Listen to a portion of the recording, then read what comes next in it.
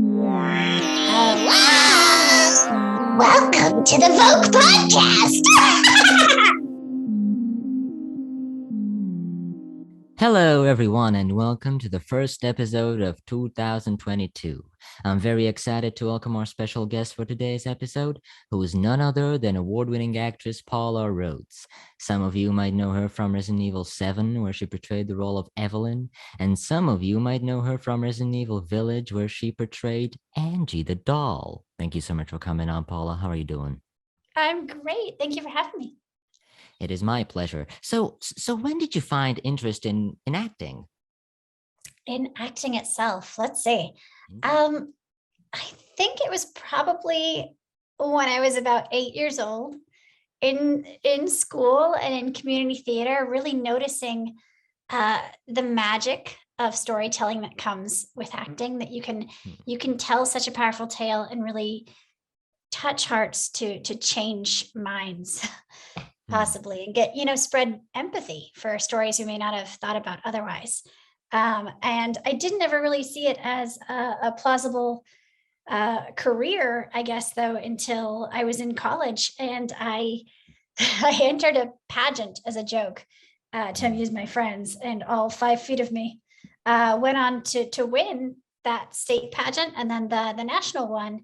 And I started actually interning with one of the judges that summer and really saw what it took to make a career out of this, and realized it was something actually rather doable for me, that I really wanted to take that chance. So it's been a long-standing love of mine, but only, I think, as an adult was it that I realized I could actually try for this dream.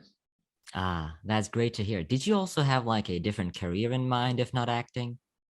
I actually got my degree. I have a journalism degree with an emphasis in advertising. So Really? for a while there in school, I thought that would be a possible route for me. And I did also intern for some ad agencies, but I then began casting for them and then ended up being in a couple of their commercials and really kind of finding the way to what I loved doing ultimately.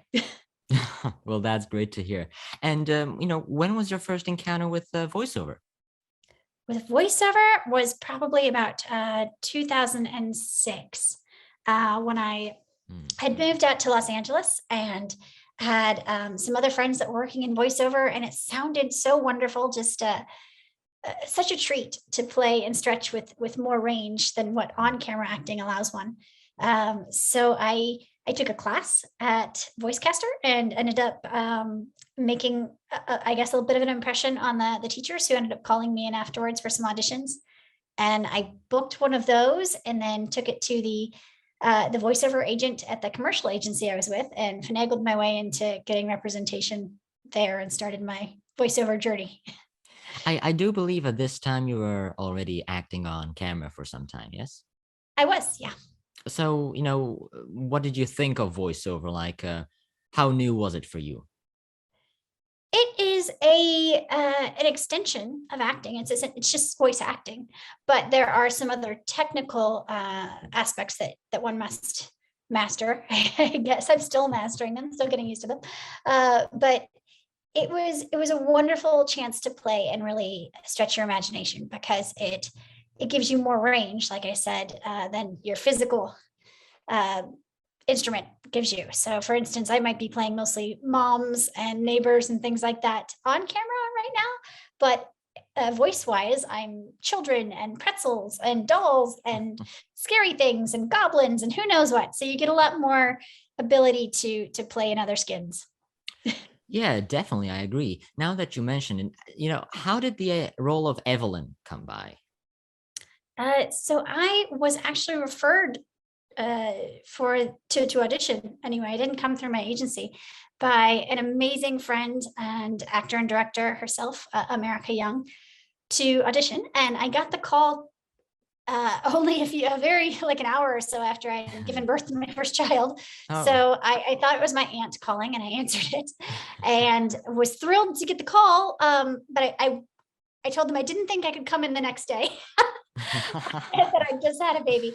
And luckily they were parents themselves and were wonderful about it. And we're like, no, that's great. Congrats. Come in, in a week and a half or something. So I think it was 2 weeks. I came in and my newborn was with me and we auditioned for all the Capcom execs as well as the production team and director. And it was a really cool experience to dabble in motion capture for the first time and to perform in that arena. It's really all brain cells on deck because it's combining like theater and film acting and voiceover and then just complete pure, childlike imagination, because instead of working with props and amazing set, you're working with like spandex and PVC pipes and just having to visualize it yourself. So it was a whole new endeavor and it was thrilling and exciting. And I thought I did horribly at the audition. But it turns out I got the call to book me on the way home. So it started my really, really wonderful adventures with this fan base and with that production team. Did you know what you were auditioning for? Did you know that was Resident Evil? No. At that time, they still didn't tell voice actors usually until the game came out. Yeah. But as it turned out, since they'd already been filming for about a year with the other parts of the game and the other actors, by the time I went to my first table read, one writer let slip something about Umbrella. And we all kind of looked at each other and had this moment of like, wait, and put it together that this was the Resident Evil universe. And that was wonderful and exciting, but we definitely, still had to sit on it for about a year. So it's always hard to bite one's tongue and keep it under your hat that long, but it is something we are very used to now. It's just part of the game. Oh, indeed. After you got the job, how was the experience? Well, working with Capcom. It was wonderful. They are such a really fantastic company to work for, and the team that they assembled was just so fun. They pardon me, someone's calling. My phone just came out, so I'm getting all sorts of really wonderful calls. But I have still kept in touch with them. We're still very good friends with a lot of the actors and things and producers on that particular project on 7 and 8. So I count myself incredibly lucky for that, because just seeing them bring their A game and how amazing they were and how committed they were, even at that very first table read for me and blocking, it was like, oh, well, that's where the bar is. I better meet it. So it's just been a joyous experience the entire way through. Is there a cast member perhaps that you didn't get to meet? Didn't get to meet. Yes, I think there were a number of actors throughout. Like if we don't share a scene with them, we probably didn't meet them unless it was in passing. So like Nick and things, like I didn't get to meet a lot of them until afterwards when we started doing the reunions or the cast meetups or conventions afterwards. But and a couple of them I really didn't get to connect with too much because we'd only be on set for half a day together or something. But I would say all the ladies of Resident Evil I've definitely connected with. Afterwards, we did a number of panels together and things like that. And most of the gents as well. So while there are some that I didn't get to really connect with as much, there's still, even the little connection I have had with them has been wonderful. Okay. Have you played any Resident Evil games before?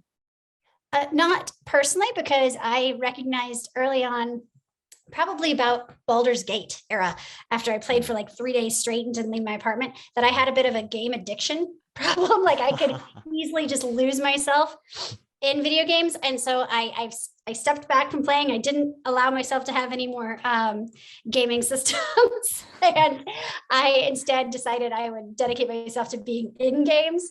And although I have really enjoyed doing a lot of the walkthroughs or like watching Twitch streamers and being on their shows and stuff as we play through different parts, that has been amazing. But I am A, horrible at first person shooters, actually operating them, and B, I'm responsible for 2 little humans now, so I definitely can't lose myself for days on end to games. Of course. But they are a really rich, deep way of storytelling now that I love being a part of. Yeah, did you try the games that you were in? I have seen playthroughs of either all of them or most of them. with Okay. Twitch streamers and friends and even cast members that have done playthroughs, but I have not personally held the controls and played them because it would have taken me like 18 days to get through. I'm just horrible. You're so negative. No, I'm very positive. I'm just not very good at playing them anymore. It is a Okay. skill I have not dedicated myself to, but I am very impressed with other people's skills in those areas. Okay, how much of your scenes do you remember from Resident Evil? It varies. I know a lot of Angie's because it was more recent in my memory, and we've seen a lot of playthroughs. And a handful of Evelyn's better than others. Okay. Is there like a specific scene that you remember? Filming or watching the final product? Filming.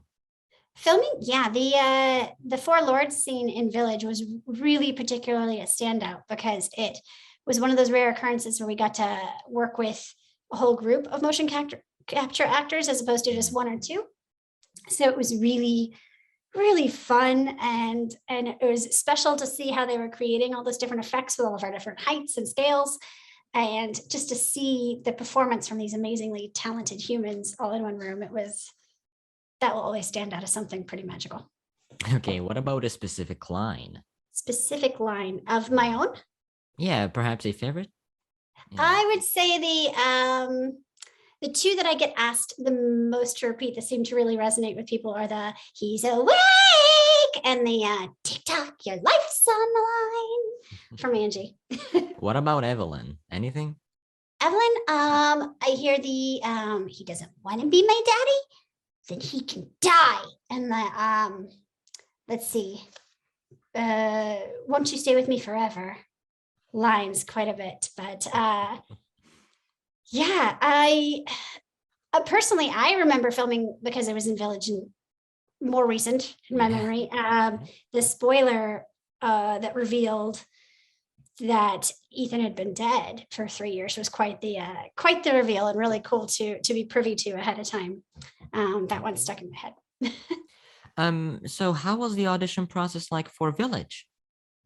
For Village, it was different. It was unique and really cool. They kind of did it theater style, where we would come in and audition one-on-one first, and then for the callback, they brought us back as a what's called a chemistry read. So they'd kind of mix and match us, and we all tried out for multiple roles. So we would read like a scene of one of the Dimitrescu sisters, but like with two other sisters and a mother, and we'd rotate roles and try on different roles as we went.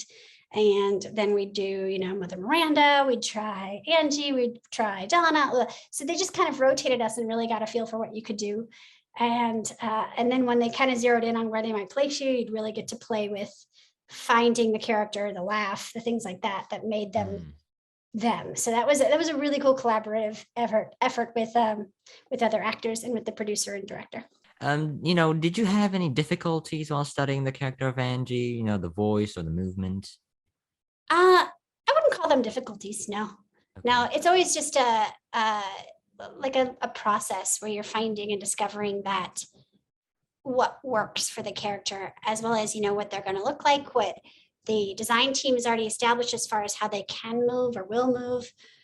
So it's a lot of brains coming together to really hash out what works best for the story and the character as drawn, I guess. And so that was just really a fun discovery process with the director and Capcom. And we just ran through a bunch of stuff until we landed on stuff that we were like, oh yeah, that one. Okay, so something like this, and then we're going to add this. And we just really cued in on her. And then once we had our kind of drop-in lines, we would use those to get me into character each time. They'd do a little playback for you so you can see where you were last time and drop back in. I know this might be a hard question or a difficult one to answer, but which character do you think was more challenging to play, Evelyn or Angie? Challenging. They're different challenges is the pickle. So comparing them might not be, I don't know that one supersedes the other challenge wise. They're just very different challenges. One is, being a convincing child and finding that right tone sometimes of of something that will scare people, but is honest and genuine for the character who, doesn't see herself as a villain. And the other one is just pure id, where you're really, it's a lot more energy to be Evelyn or to be Angie, I mean, and her movements, if we're doing motion capture, as well as her vocal, where she lives in my voice, as well as the like extra gravel and stuff, can be a little more taxing vocally, definitely more screaming. But so I suppose maybe Angie physically, but and Evelyn was mostly more challenging because it was my first time doing motion capture, so adding all of those elements together to find her. But they both were a wonderful challenge in that I felt the confidence that I was up to it. It wasn't sort of a daunting challenge. Did you have to use any specific dialects for the two? No, we toyed with the idea of doing Cajun dialects for Evelyn and for the Bakers. I know at the time, tried them on, played with them a little bit, and then we're like, no, let's do something different. And I know for Village, we played with some various Eastern European dialects just to see what that would sound like if it came across right. But ultimately, we decided to go with what you hear in the end product. Of course. How did Resident Evil change your life, if it did? How did it change my life? Let's see. It has definitely introduced me to some of my new favorite people. It has connected me to a really wonderful fan community, which I'm always thankful for. And it has definitely opened some doors as far as other projects and auditions for other projects, as well as bookings. And so I would say, much like each new endeavor in the creative field, it sort of gives you new possibilities for your journey, which has been really, really wonderful, as well as, new experience. So you get a little more confidence under your belt, as well as credits, which always helps for opening the next door. So I believe you would reprise both roles if asked. Oh gosh, yeah. Actors are very rarely going to turn down any. So yes, it was a wonderful experience. I would be overjoyed to come back as either or both if they ever wanted me. And what are you up to these days? What are you working on? Well, just yesterday, my directorial debut for a feature film released globally. So you can see Delicate State now everywhere. It's on iTunes and Apple TV and Amazon and Google Play and Xbox and all the things. And I would love anybody to check it out. It was definitely a labor of love, pun intended, where it was shot over the course of my actual pregnancy with my husband and I as leads and two-man crew. And it's it's kind of threefold in its intentions, and that I hope me being able to pull off such an endeavor encourages other people to try for their impossible dreams. And then I also really hope that it serves as a cautionary tale, because it takes place essentially with us documenting our pregnancy in an alternate timeline where the US breaks out in civil war.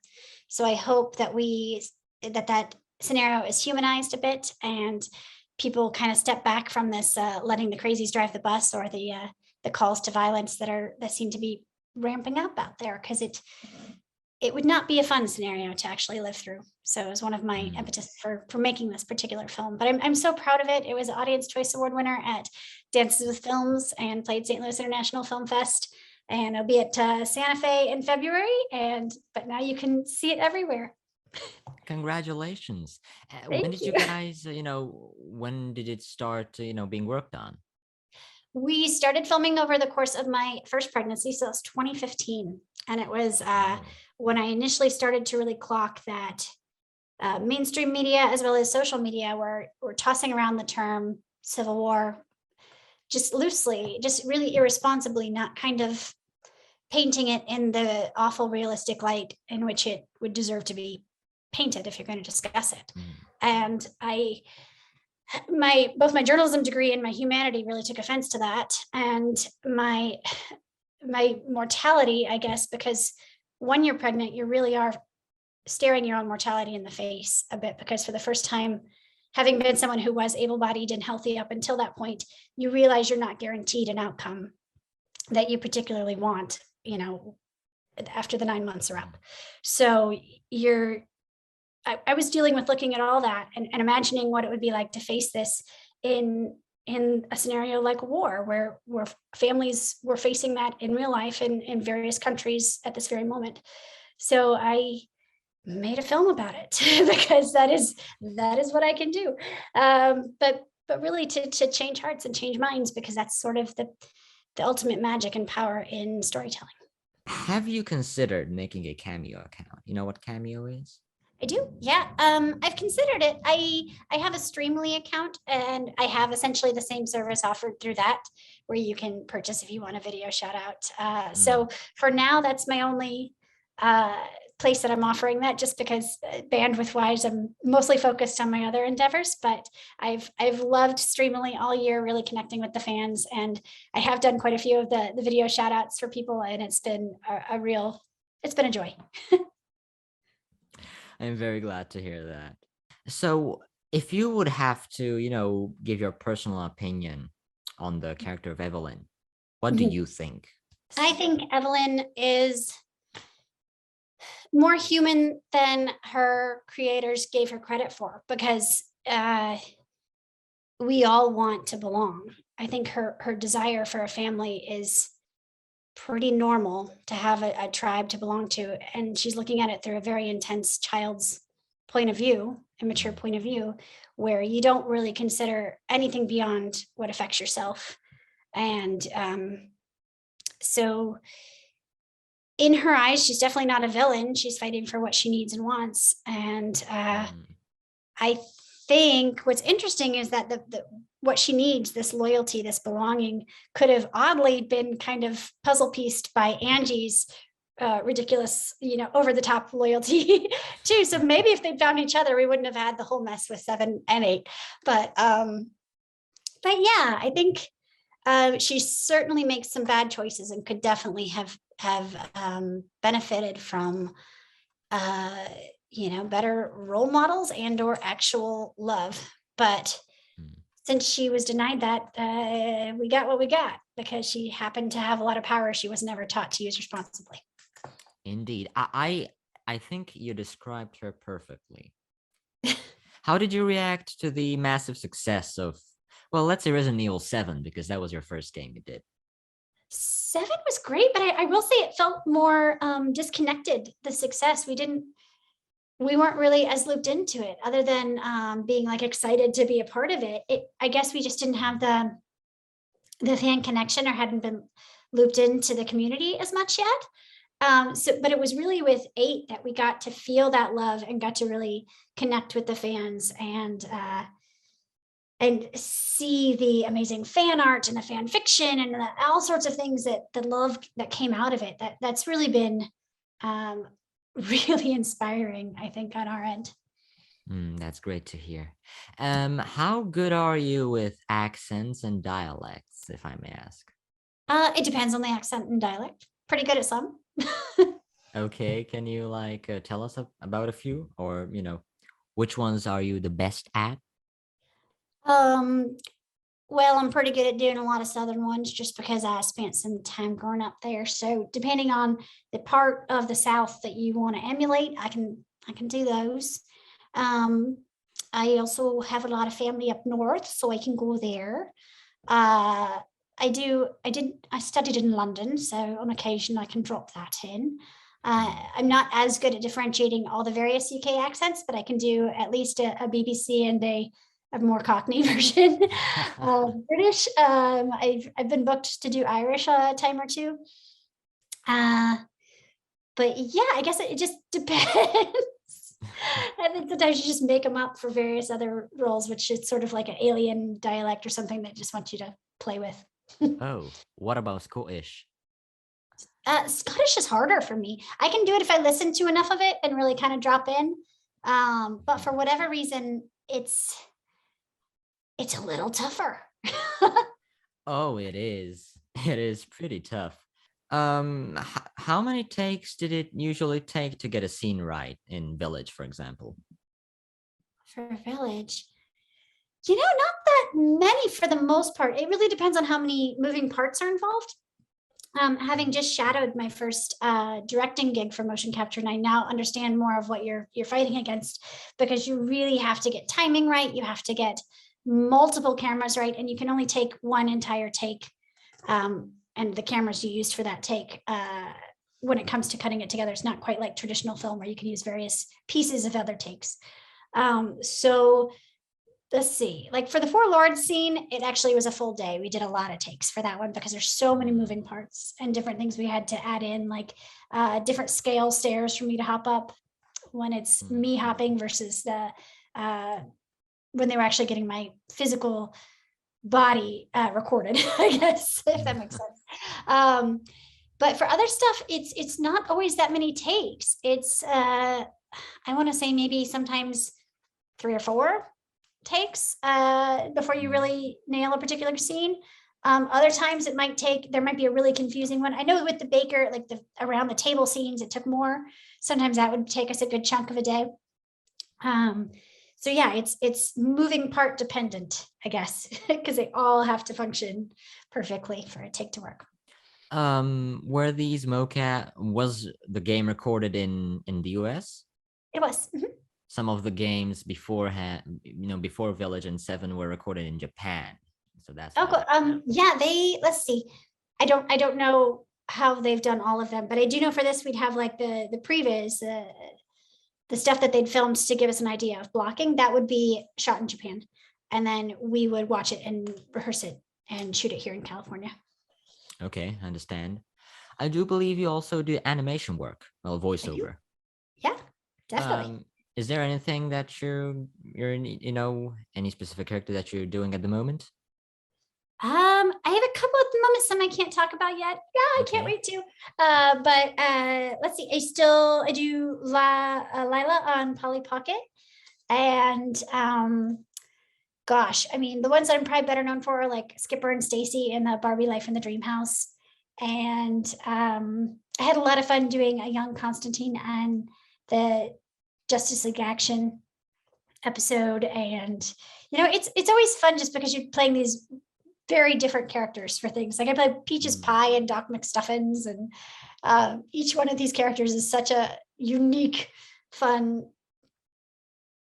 thing to play that has been dreamed up by these amazing writers. So yeah, it's always a fun, different, extreme playground when you're working in animation. If do you think voiceover or perhaps acting on camera which one is more challenging, do you think? Which one is more difficult? They're not really, although they involve some of the same muscles, they are very hard it's apples to oranges, it's tough to compare those two. And different people are going to find different things more challenging about them. I find the on-camera part that you have to be cognizant of your look sometimes exhausting, especially as I get older, and I'm like, I don't want to get out of my pajamas. I don't want to get all dolled up today. Sometimes that can be a challenge. Or even dealing with the vanity aspect of on camera, where suddenly you're like, oh, right, for this I have to be homeless and really grungy and really get into it. Sometimes that's a challenge for some people.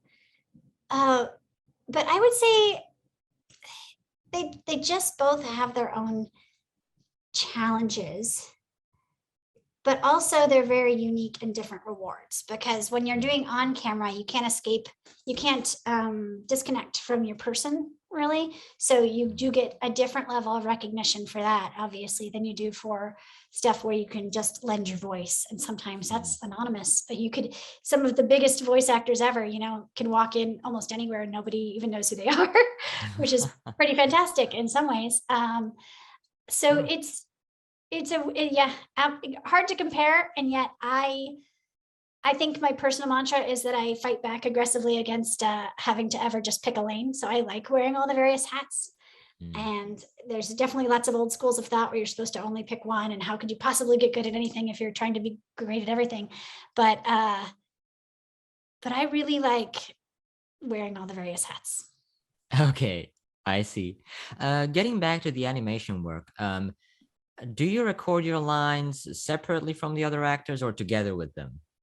It depends. For auditions, it's separate. But for some shows or games, sometimes you'll be doing a group record. And that's always really beneficial to hear, the other actor's performance, so you can really meet that head on and really match it.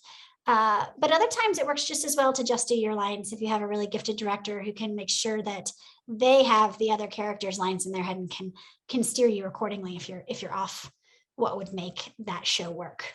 So I've done both. I would say it's probably faster to do it on your own, but the results of doing group records are always they always feel more fun. And also feel more alive, I suppose. Sometimes, I mean, sometimes you would not be able to tell the difference. It's wild if you have a great director, but yeah, I think at least in my experience that has been the case.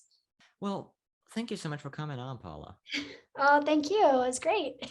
Don't forget, guys, that you can, check out Paula's docufiction. Yeah. The Delicate State. On iTunes, I suppose. Is it on Amazon too? It is iTunes, Amazon, Xbox, Google Play, all the places, everywhere on demand.